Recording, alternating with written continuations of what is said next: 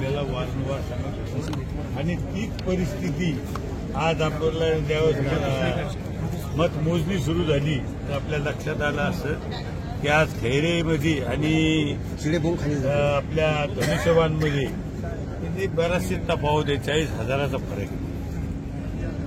Exit पोलमध्ये तर त्यांना दाखवलं होतं. हे जमून कसं आणलं तुम्ही? अचानक हे चेंजेस झालं. मला काल सांगितलं, परवा सांगितलं एक्झिट पोल त्यांचा सर्वे, पण मी सांगितलं ज्यावेळेस मतमोजणी होईल त्यावेळेस इथं महायुतीचा उमेदवार निवडून येईल सांगतो. तुमच्या मध्ये अगदी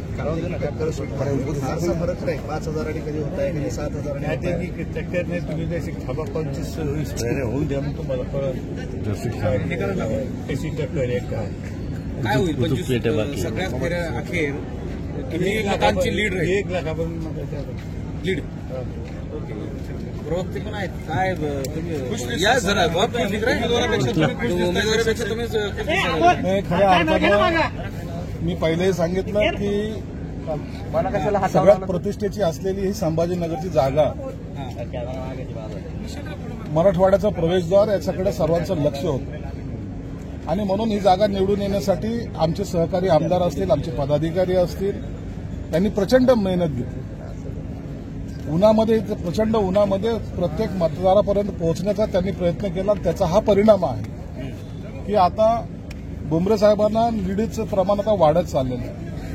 ज्यांना असं वाटत होतं की आम्ही निवडून आलो, मग कुणी लाडूची ऑर्डर दिली होती, कुणी कशाची दिली होती, आता ते लाडू आम्ही जाऊन खाणार आहोत म्हणून त्याची चिंता आता आम्हाला नाही.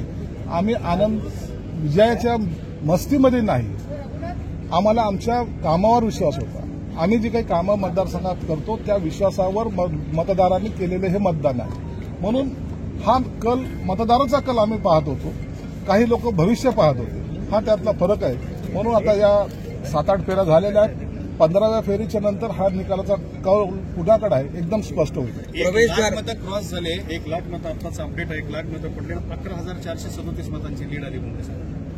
1 लाखच झालेले. आता पूर्ण आणखी 12 लाख मतं सगळे मोजायचे. 12 ते 14 लाख मतं आणखी मोजायची.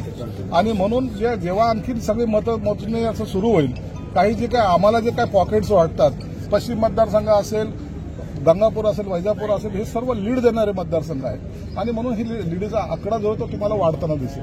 दुसरा महत्वाचा प्रश्न असा आहे की उमेदवारापेक्षा तुम्ही कसं काय खुश दिसाल?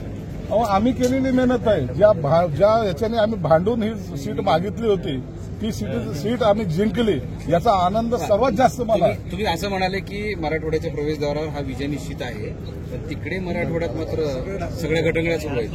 धाराशिव असेल, चिंताचं नाही, आकडे सांगतोय आम्ही, चिंता नाही करत. आकडे तुम्हीच सांगितलेले आकडे होते.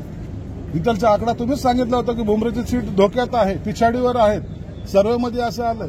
या सगळ्या ज्या गोष्टी आहेत या मी आजही कॉन्फिडन्सने सांगतो तुम्हाला की 15व्या फेरीनंतर तुम्हाला खऱ्या अर्थानं निकाल कुणाकडे जातो तो तुम्हाला दिसेल.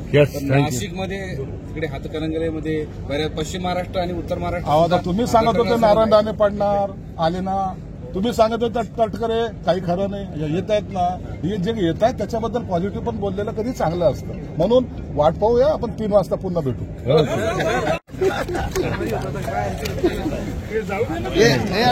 आम्ही सर झालं ना